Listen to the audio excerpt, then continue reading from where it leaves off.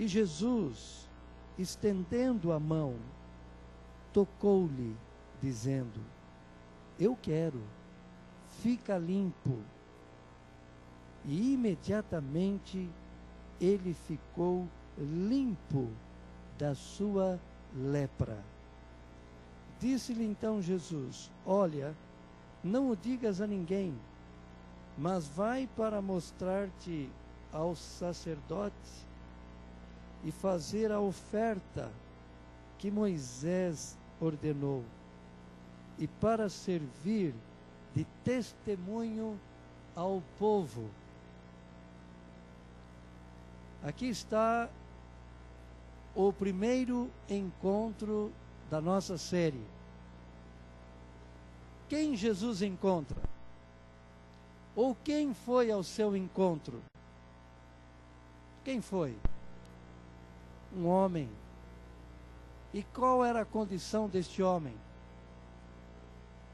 Qual era o problema que ele tinha fisicamente? Lepra. Hoje a gente chama de hanseníase. Naqueles dias o nome chamado era lepra. Na verdade, a hanseníase hoje é menos agressiva do que essa enfermidade aqui, enfrentada por muita gente nos dias de Jesus. E essa doença acompanha, essa enfermidade acompanhava homens e mulheres desde o tempo do Velho Testamento. Vocês se lembram de que Eliseu curou a quem? Se lembram? Amã. E desde a cura de Amã, não havia mais nenhum relato de que essa doença havia sido curada. Portanto, essa enfermidade era considerada uma enfermidade gravíssima, incurável. Eu vou pedir para o Moura ler o que Ellen White, no livro O Desejado de Todas as Nações, ela fala um pouquinho, pode usar esse mesmo? Ela fala um pouquinho desta enfermidade. Veja como que ela descreve nesse magnífico livro Desejado de Todas as Nações. De todas as doenças conhecidas no Oriente, era a lepra a mais temida. Seu caráter incurável e contagioso, o terrível efeito sobre as vítimas, enchiam de temor os mais valorosos. Entre os judeus, era considerada um juízo sobre o pecado, sendo por isso chamada o açoite, o dedo de Deus. Profundamente arraigada, inextirpável, mortal, era tida como símbolo do pecado. A lei ritual declarava imundo o leproso.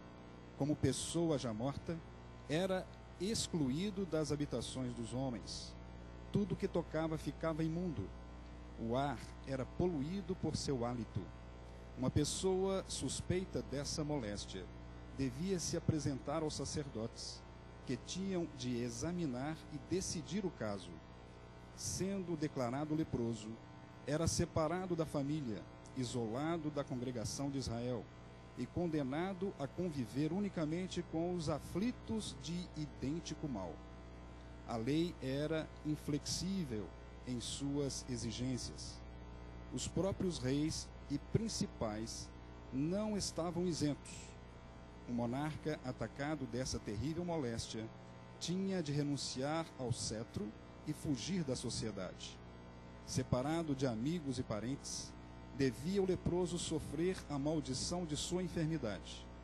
Era obrigado a publicar a própria desgraça, a rasgar os vestidos, a fazer soar o alarme, advertindo todos para fugirem de sua contaminadora presença.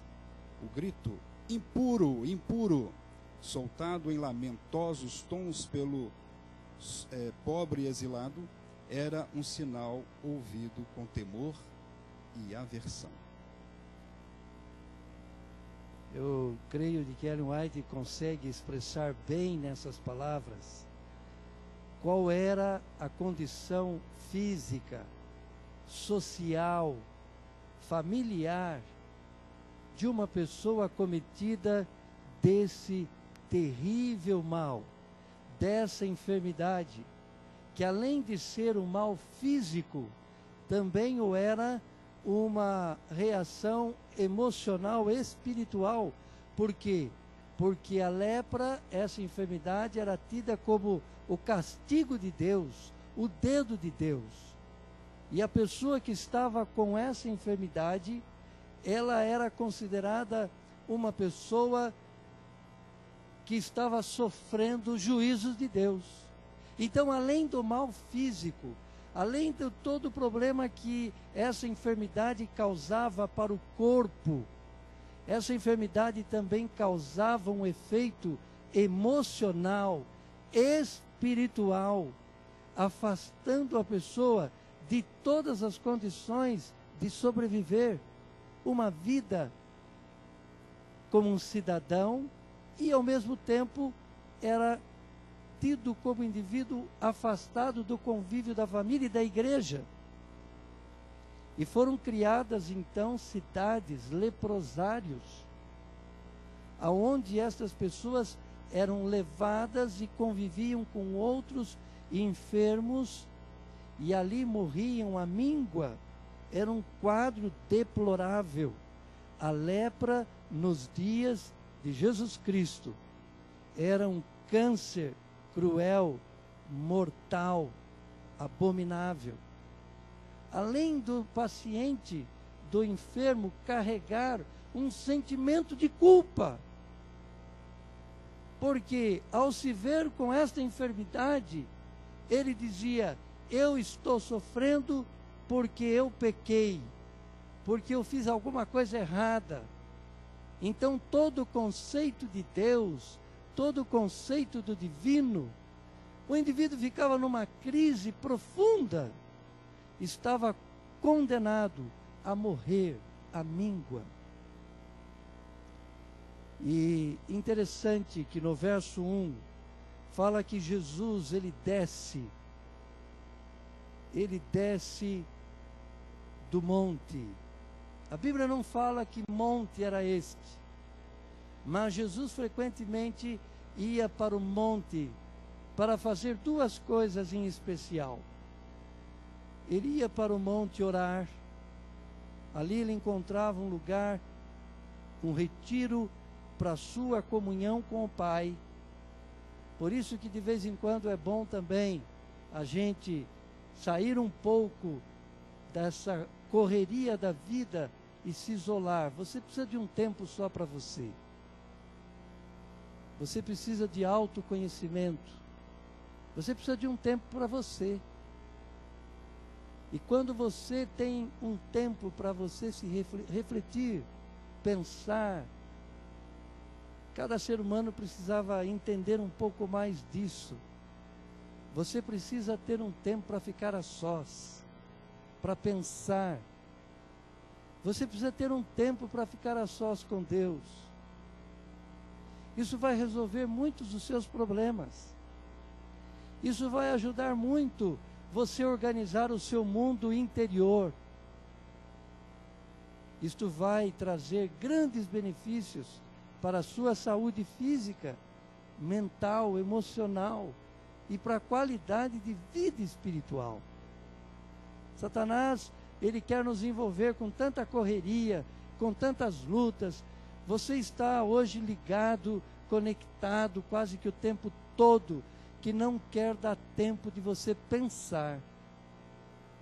E a pessoa que não pensa, ela é mais frágil e ela se torna uma vítima mais fácil do predador, do inimigo, da tentação e do pecado.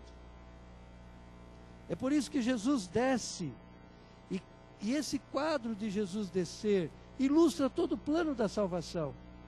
Sempre Deus é o grande missionário. Jesus é o grande missionário. É Jesus quem toma a iniciativa.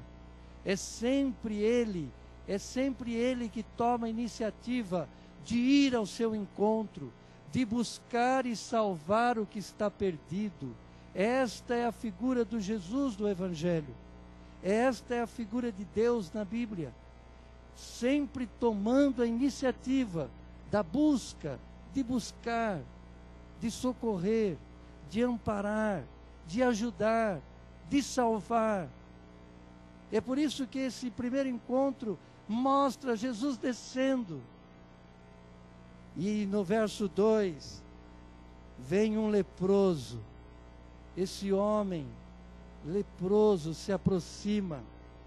O seu corpo já em decomposição. As marcas da enfermidade se via no seu corpo de forma clara. A lepra, ela ataca muito as partes, os extremos do corpo, o nariz, a orelha, os dedos. Alguns anos atrás eu trabalhei num leprosário, entre Suzano, Mogi das Cruzes, há um leprosário chamado Santo Ângelo. E eu entendi melhor quando trabalhei neste lugar. Eu estava trabalhando naquela região e visitei o diretor clínico daquela instituição. Ele havia sido adventista, estudou nos nossos colégios, fez medicina, deixou a igreja. E eu fui fazer uma visita a ele. E ele disse: pastor, eu desafio vocês a vir aqui fazer um trabalho de visitação. Naquele tempo havia por volta de 600 famílias, 600 moradias naquele leprosário Santo Ângelo, que vinham de todo o Brasil para lá. O governo federal enviava verba, o governo do estado de São Paulo mantinha. E é interessante que o diretor, lá tinha a Caixa Econômica Federal, o gerente era um leproso. Tinha hanseníase. Vamos usar o termo mais científico agora. Interessante que as pessoas que trabalhavam ali, e eu pude fazer esse trabalho missionário naquele lugar. Eu me lembro da Magda. A Magda, uma carioca do Rio de Janeiro. Família rica. Quando ela contraiu essa enfermidade, a família internou-a lá.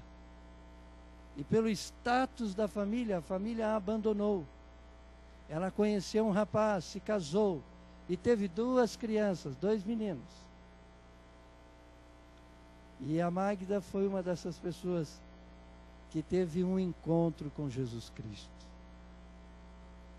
Ali eu entendi um pouco, em épocas modernas. Hoje a hanseníase, graças a Deus, é controlável. Mas este homem chega a Jesus, o seu corpo em decomposição, marcas terríveis da enfermidade estampado nele. E ao vê-lo romper ali entre a multidão, o povo se afasta para escapar do contato com ele. Você sabe que hoje às vezes a gente também, sem querer, acaba fazendo isto. Quando alguém está mais precisando, parece que você se afasta. Se alguém vem com um cheiro diferente, qual é a tendência natural da gente? Se afastar, na verdade. E as pessoas fizeram isto. Aquela multidão que estava seguindo a Jesus fez isto. Se afasta. Porque havia esse pensamento, como diz Ellen White, que o Moura leu no Desejado, que até o hálito poderia ser contagioso. Você não queria nem olhar para um quadro desse. Causava repugnância um quadro desse. E muitos tentaram impedir Jesus de chegar perto. É um quadro difícil demais para o senhor. É bom o senhor não chegar, é bom o senhor não chegar. Alguns tentavam ainda dissimular, impedir Jesus Cristo de chegar perto.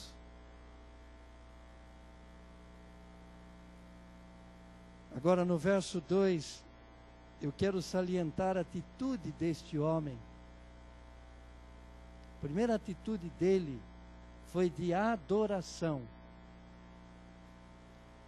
O problema é que às vezes a gente tem alguma situação difícil na vida, passa por uma circunstância difícil, por uma enfermidade, e às vezes a gente começa, claro, a dor não é fácil, mas às vezes a gente, em vez de adorar, a gente começa a blasfemar. Às vezes, em vez de adorar, a gente começa a reclamar. É por isso que este homem, eu admiro, porque mesmo com toda a sua limitação física, com toda aquela enfermidade a tomar conta do seu corpo, ele chega diante de Jesus. E antes de mais nada, antes de tudo, o Evangelho diz que ele adora. Marcos diz que ele se inclina. Lucas diz que ele cai por terra num profundo sentimento de adoração. E adoração significa prostrar por terra, significa uma atitude de respeito, de consideração, de reconhecimento, de humildade, de submissão. É por isso que, quando você, mesmo diante de alguma situação adversa, você mantém no seu coração uma atitude de adoração, pode se preparar, porque Deus vai honrar a sua atitude. Pode se preparar que Deus vai abençoar você.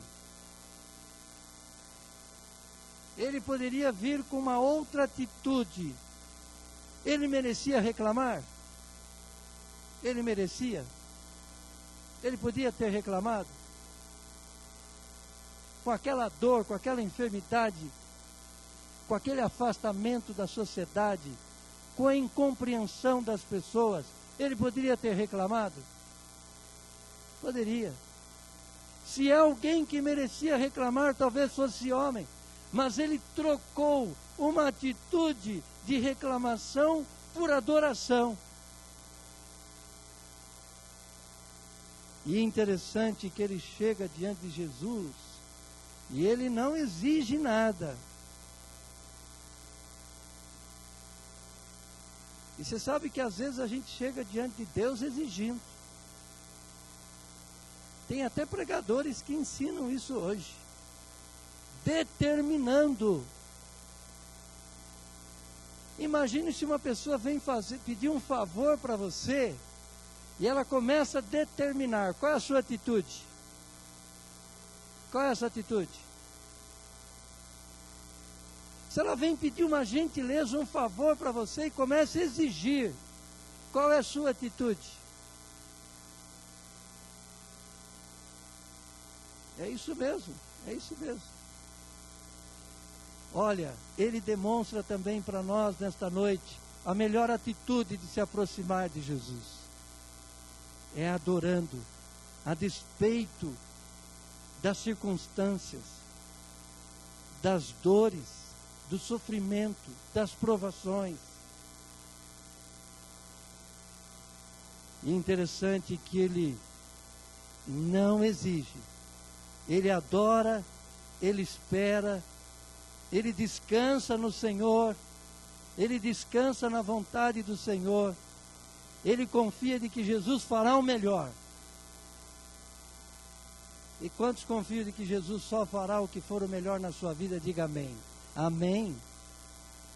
Eu preciso cada dia crer e confiar de que Jesus, ele não fará nada o que não for o melhor para a minha vida.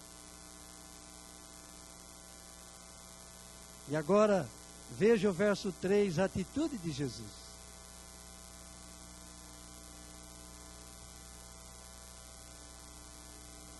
A atitude de Jesus é de estender a mão. Eu gostaria de dizer a você nesta noite que Jesus quer dar uma mão para você.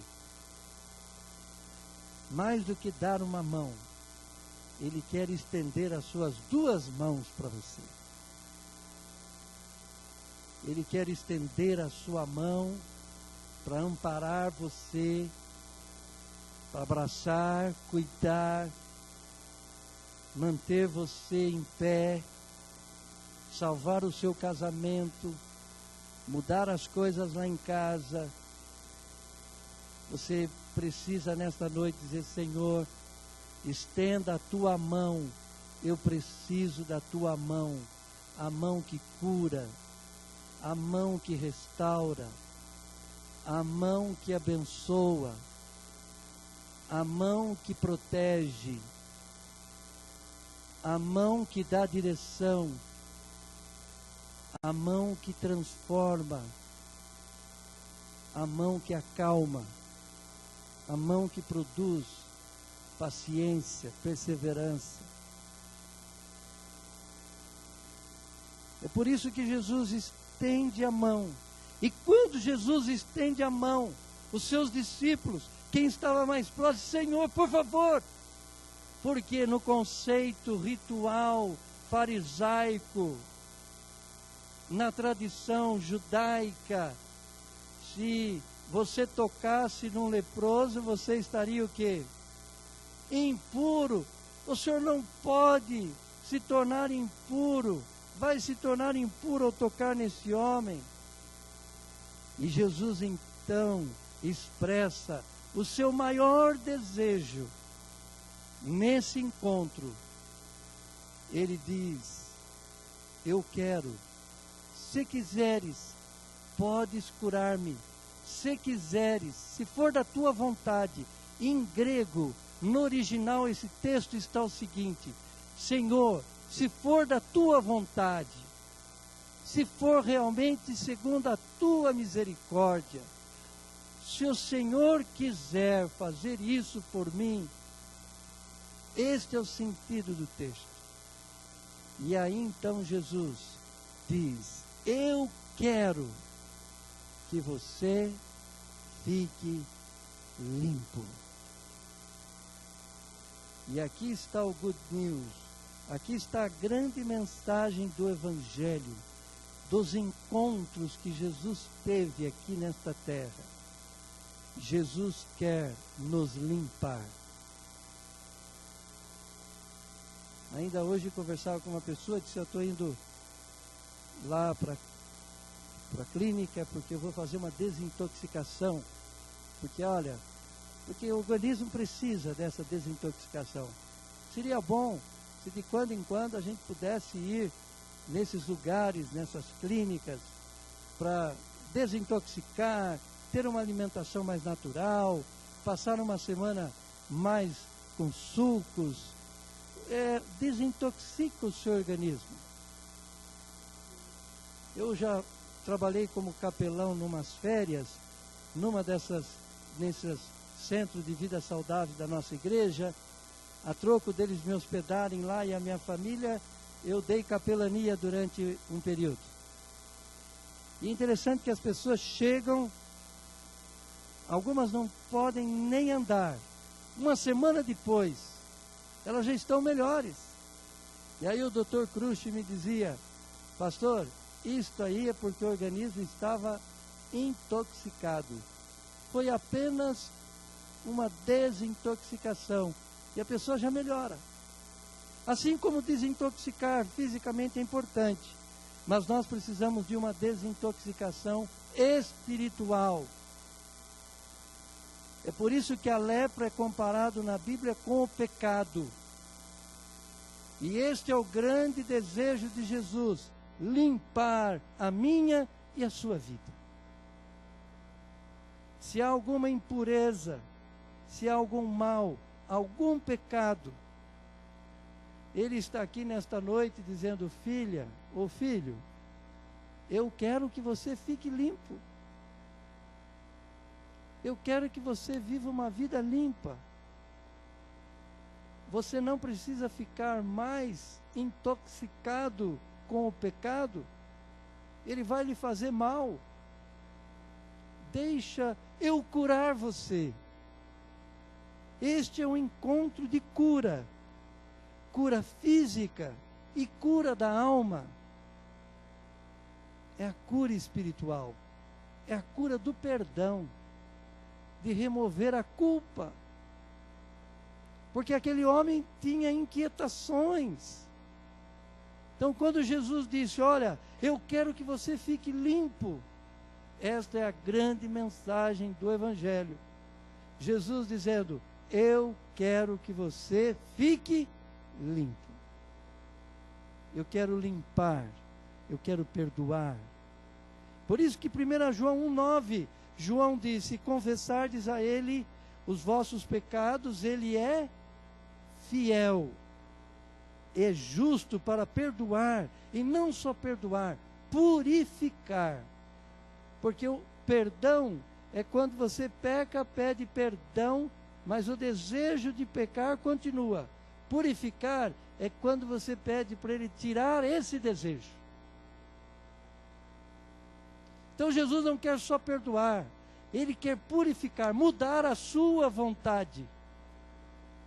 Santificar a sua vontade. É por isso que o milagre aconteceu. E diz Ellen White, que quando Jesus disse, eu quero, fica limpo. A mesma palavra quando Ele criou esta terra, dizendo, haja luz, haja flores, haja árvores frutíferas, haja relva, haja separação entre água doce e salgada, haja luminares. A mesma palavra daquele que criou é a palavra que veio para curar este homem. E quando Jesus, eu quero, fica limpo, imediatamente a sua pele, os seus membros imperfeitos, estragado e carcomido pela enfermidade. Ellen White diz no livro dos Autores das Nações que a sua pele ficou saudável como a pele de uma criança. E todos os que estavam ali admiraram. Mas Jesus, Ele foi muito sábio.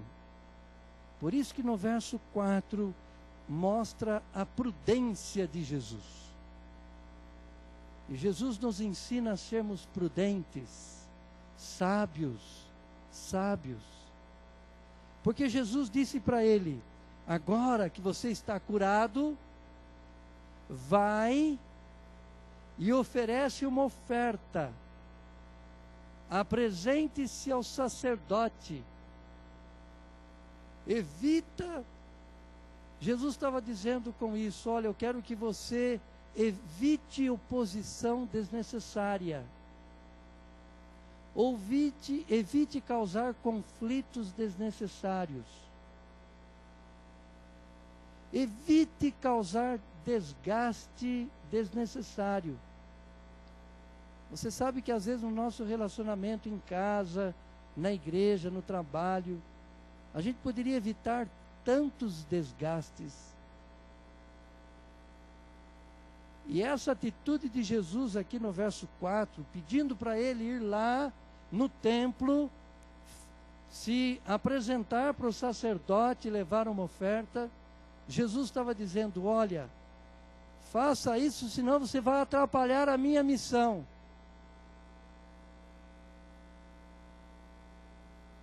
Os seus inimigos, os inimigos de Jesus procuravam limitar a sua obra, desviar o povo dele. Você sabe que todos os tempos sempre houve pessoas que tentavam atrapalhar a obra do Senhor Jesus. Tentavam atrapalhar a obra de Deus. Por isso que Jesus disse, olha, eu tenho aqui alguns inimigos que estão procurando atrapalhar a minha obra. Então vai lá primeiro para o sacerdote, seja prudente, cauteloso, senão você pode prejudicar o meu trabalho. Vai e apresenta aos sacerdotes, os mesmos que declararam, ou o mesmo que declarou imundo, que você estava imundo, vai, e ele vai declarar que você agora está curado. Aquele ritual de declaração de imundícia, que você não podia mais viver com a sua família, não podia mais viver na sociedade, não podia frequentar mais o templo, a igreja, aquele mesmo sacerdote que declarou que você estava imundo, esse mesmo sacerdote vai declarar que você está curado. E a declaração desse sacerdote é importante. Jesus estava dizendo: siga o conselho da igreja, vai por esse caminho. Ainda que pareça um pouco burocrático, ainda que pareça um pouco inibidor, mas Jesus estava dizendo: segue o conselho da igreja estabelecida. Jesus podia dizer: olha, não tem nada a ver com aqueles sacerdotes, são inimigos meus mesmo. Vai viver, seja feliz, proclame o que eu fiz. Não, Jesus não agiu assim. Jesus estava submisso às leis, desde que as leis não interferissem na lei de Deus. Jesus estava submisso às leis dos seus dias. Por isso que ele pede para este homem curado ir ao sacerdote, levar a sua oferta na igreja, para que o sacerdote, uma vez que houvesse declarado: você está limpo e curado, ele fosse reintegrado à família, à sociedade e à igreja. Ele podia voltar a frequentar o templo, a adorar a Deus. E Jesus também diz: você vai testemunhar em favor da minha causa, em meu favor. Faça isso. Por isso, queridos, que todo milagre que Jesus faz é com o objetivo de você testemunhar em favor dele. E alguns milagres não acontecem na nossa vida porque nós não usaríamos bem esse milagre. Deus opera, mas você não coopera. Deus opera, mas você não oferta a sua própria vida ao curador. Porque às vezes você quer a cura, mas não quer o curador. Você quer a bênção, mas não quer o abençoador.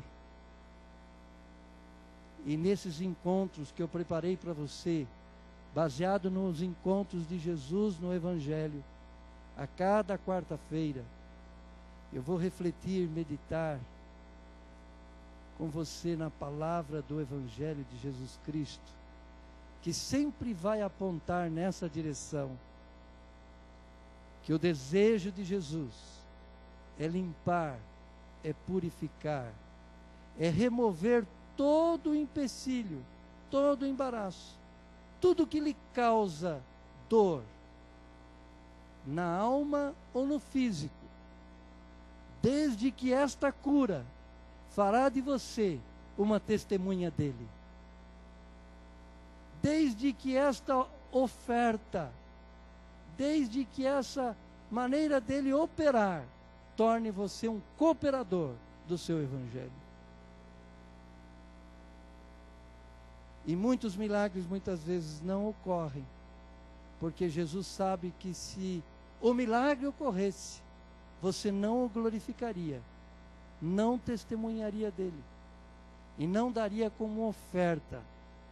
E essa oferta aqui, eu não estou falando no sentido material, eu estou falando a oferta do seu próprio coração. Queridos, eu não sei nesta noite o que pode lhe causar separação da sua família, dos seus amigos, da igreja. O que está acontecendo aí? Mas eu só posso afirmar a você, com base neste encontro, de que Jesus Cristo está aqui e Ele quer declarar que você e eu estamos limpos. E qualquer lepra do mal e do pecado, Ele tem o poder de curar nesta noite. Quantos querem entregar o seu coração, a sua vida a Jesus Cristo e pedir humildemente, como fez este homem: Senhor, se Tu queres, podes tornar-me pleno.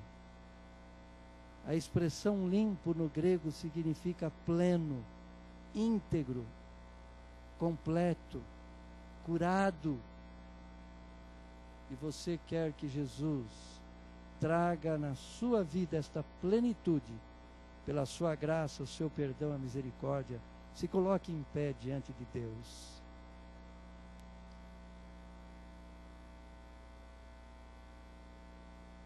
Obrigado, Senhor, porque começamos esta nova série.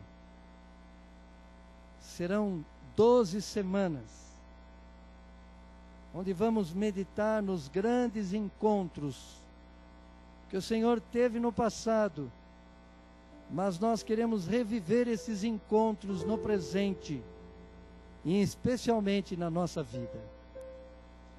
Ó Deus, cura-nos nesta noite, purifica-nos nesta noite, não só do pecado, mas do desejo de pecar. Queira restaurar a cada coração, queira operar os milagres que necessitamos, porque nós confiamos no Senhor e nos entregamos em Tuas mãos, em nome de Jesus. Amém. Um bom restante de semana. Vai com Deus. Na próxima quarta estaremos aqui em nome de Jesus. E no sábado, às 9 horas, você está convidado para estar conosco. Eu vou sair para dar um abraço em você.